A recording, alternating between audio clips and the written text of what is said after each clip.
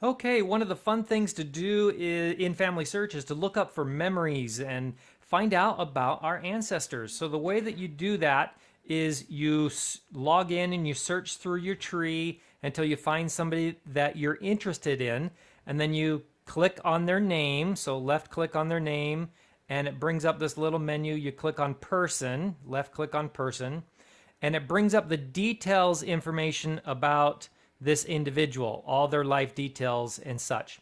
But we want to look at memories because we want to get to know this individual a little bit better. And so you see that there are photos that people have uploaded, and you can click on a picture and it will tell you who these people are. And if you want to see, you just hover over on the right hand side, the people that have been tagged, and it shows you who these people are.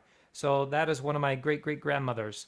And you can explore the photos. Back under memories, you also have documents which may have been uploaded. And these documents are like Word documents or PDF documents or text documents that have been written.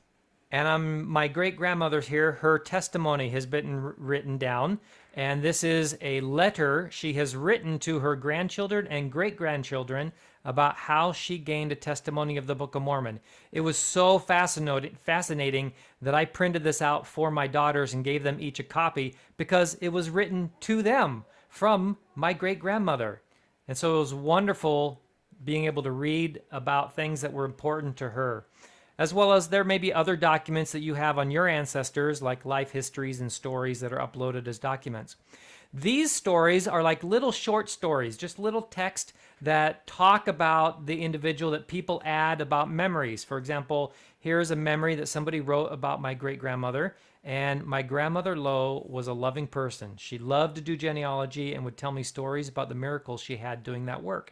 And so I can just read about these little stories about gum getting caught in her hair and such, and about her that people have added. So it's fun. So how do I use these? Well, I like to use these to show my children the people that they didn't know that I knew. And I like finding about people that I didn't know. So sometimes at dinner, I'll read through these, and then at dinner time, I'll retell these stories. I'll define a little story and then I'll retell it. Or I'll pull out the family tree app from my phone and find this person and go to memories and then read the story about them during dinner. And it makes for great dinner conversations, as well as other times that I just want to share the story with my family, siblings, or with my children. So you do the same. Enjoy some memories, learning about your family, and share it with your family members.